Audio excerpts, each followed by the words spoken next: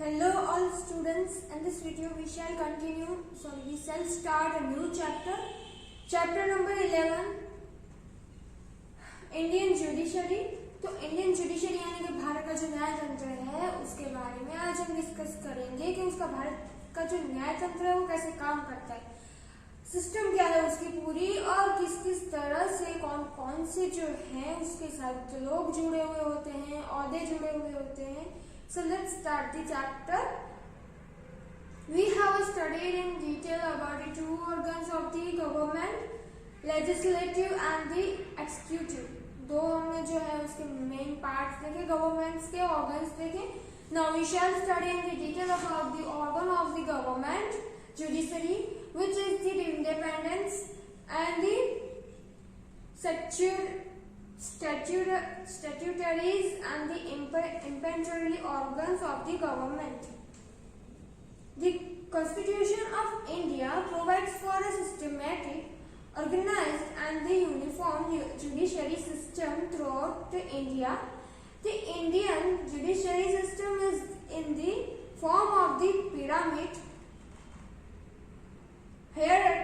काली यानी कि हमने जो ये पिरामिड मैंने आपको बोर्ड पे भी बना के दिखाया है, तो इस पिरामिड में आप देख सकते हो कि हमारी जो जुडिशरी, हमारा जो न्याय तंत्र है उसका फॉर्म कैसा है, किस तरह से उसको स्ट्रक्चर किया गया है। तो सबसे पहले अगर हम देखें तो सर्वोच्च अदालत यानी कि सुप्रीम कोर्ट जो सबसे हाई लेवल पे है, सबसे ऊंचे लेवल पे अगर हम बात करें तो वहां पे आती है सुप्रीम कोर्ट।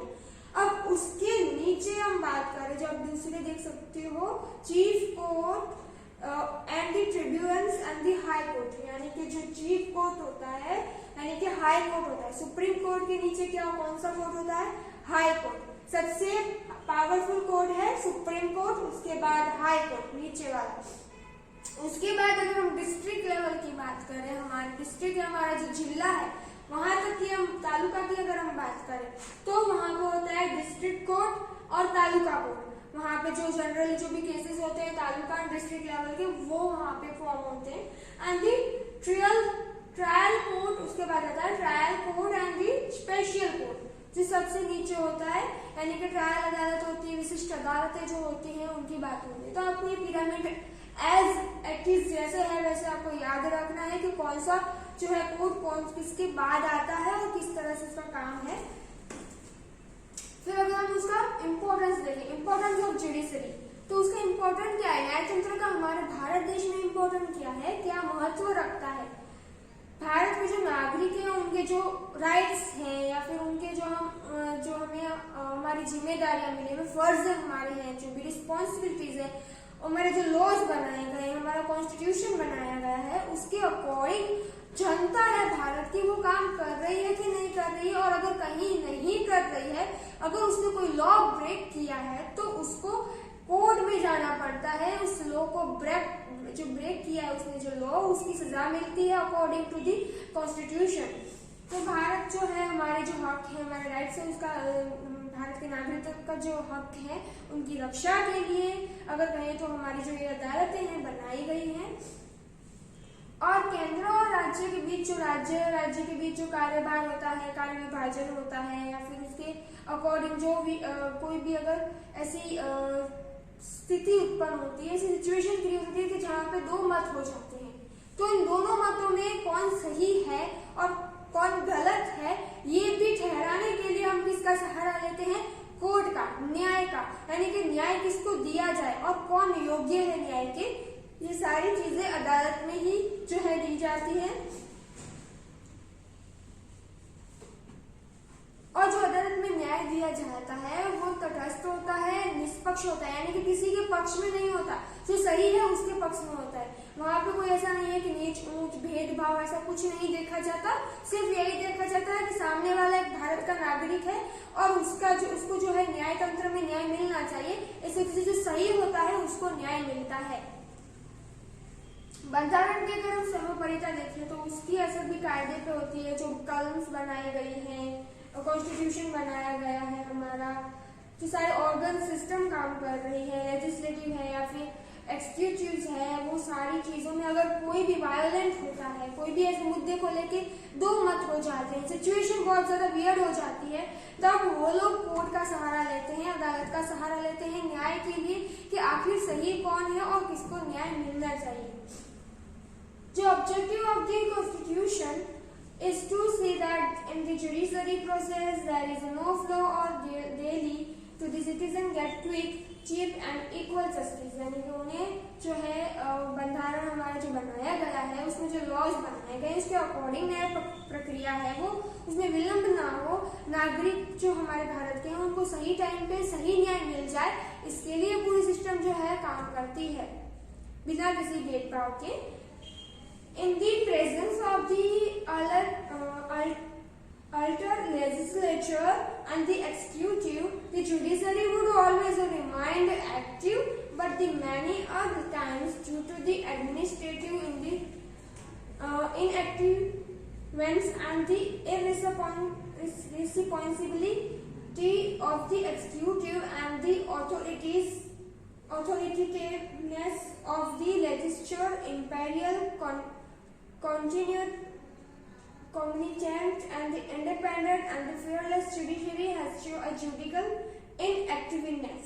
अब यहाँ पे बात हो रही है कि जब भी न्यायतंत्र सक्रिय होता है, सजाग होता है, धारा सभा और कारोबारी सभा यानी हमने जो देखी थी वो दोनों में ही जो है सक्रिय होता है, परंतु क्या होता है कि जब वो कारोबारी या वहीवटी कारोबारी में निष्क्रियता जो है, बेजवाबदारी है, ऐसा कभी होता है। धारा सभा में आप खुद साइड अगर ऐसा कुछ भी परिणाम उसका रिजल्ट आता है, जागृत, निडर, स्वतंत्र, निष्पक्ष और हमारे जो न्याय तंत्र है वो एकदम सक्रिय होता है, हर टाइम जो है काम करता रहता है। सर्वोच्च अदालत सबसे पहले हमारी कौन सी कोर्ट आता है? Supreme court. तो उसकी अगर हम बात करें तो सुप्रीम कोर्ट है वो देश का सबसे जो कहे कि टोच पे अगर हम कह सकते हैं सबसे बड़ा जो है अदालत कहा जाता है भारत का। भारतीय बंधारण में उसको देश में सर्वोच्च न्यायिक संस्था कही जाती है और उसमें जो है उसकी जनरली उसकी बैठक कहाँ होती है, उसकी प्रोसीजर क्या होती है, न्यू दिल्ली में होती है। भारत में जो भी सारे तमाम जितने भी दीवान या फौजदारी कोर्ट आए हुए हैं, बाकी की सारी अदालतें आई हुई हैं, वो सारी उसके नीचे होती है, उसके नीचे काम करती है। सबसे बड़ी होती है सुप्रीम कोर्ट, उसके नीचे सारी जो बाकी अदालतें हैं वो काम करती है। और सर्वोच्च अदालत में एक जो है मुख्य जो है न्यायाधीश होता है यानी कि जज होता है और 28 और जो है जज होते हैं, उनकी संख्या कितनी होती है आप याद रखिएगा। वह एक है वो मुख्य मतलब कि वो मेन होता है जज और 28 अदर्स कोर्ट में जो है जज होते हैं अलग अलग जो है एक्सपीरियंस के साथ, अलग अलग क्वालिफिकेशन के साथ। राष्ट्रपति सर्वोच्च अदालत में न्यायाधीश की जो है वो उनको चुनते हैं, न्यायाधीश की नियुक्ति करते हैं। फिर सर्वोच्च अदालत में न्यायाधीश की संख्या और संसद में जो फेरफार होता है वो भी राष्ट्रपति के द्वारा ही होती है सर्वोच्च अदालत में। और न्यायिक कार्यवाही जो है उसका अभी देखा जाए तो हमारे भारत देश में बहुत सारे केसेस बढ़ रहे हैं, बहुत सारे डोमेस्टिक केस हैं, बहुत सारी चीजों को लेके जो है लोग अदालत में जो है पारिवारिक हो या फिर कोई आर्थिक हो, सामाजिक हो, किसी भी मुद्दे को लेके केस बना देते हैं और अदालत में न्याय पाने चले जाते हैं। कभी कभी जो इतने सारे केस पेंडिंग हैं कि अभी तक उनका जो है सॉल्यूशन ही नहीं आया है, कोर्ट है अभी तक उनको न्याय भी नहीं दे पाई है और कितने सारे ऐसे केसेस हैं जो बंद पड़े हैं, अभी तक खुले भी नहीं है। तो इतने सारे केस, इतनी सारी पॉपुलेशन में बहुत सारे केस हैं और केस के चलते अदालत कम पड़ रही है।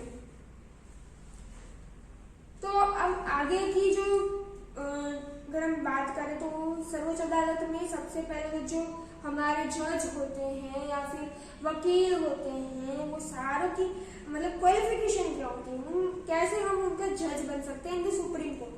तो सबसे पहले तो हम भारत के नागरिक होने चाहिए, we are citizen of the India.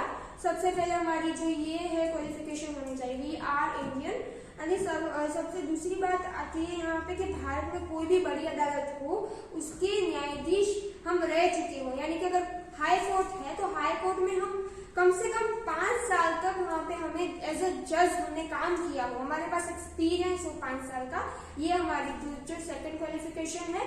फिर थर्ड है, अगर कोई भी कोर्ट है, हाई कोर्ट है, तो उसमें कम से कम 10 साल तक हमें वकील एज अ लॉयर हमें काम करना पड़ता है। यानी कि आप 10 साल तक जो है हाई कोर्ट में एज अ वकील काम करते हो, फिर 5 साल तक आप एज अ जज काम करते हो, फिर आपको जो है क्वालिफाइड गिना जाता है और आप फिर सुप्रीम कोर्ट में जो है जज बन सकते हो।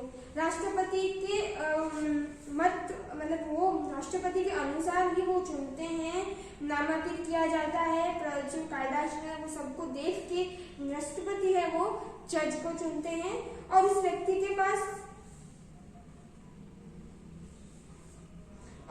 की यहाँ पे जो है उम्र मर्यादा दी गई है कितनी है, 65 ईयर का। लास्टली वो 65 ईयर तक ही काम कर सकता है एज ए जज। तो अब हम आगे के जो चैप्टर है वो नेक्स्ट वीडियो में पढ़ेंगे। तब तक के लिए have a nice day, thank you and take care.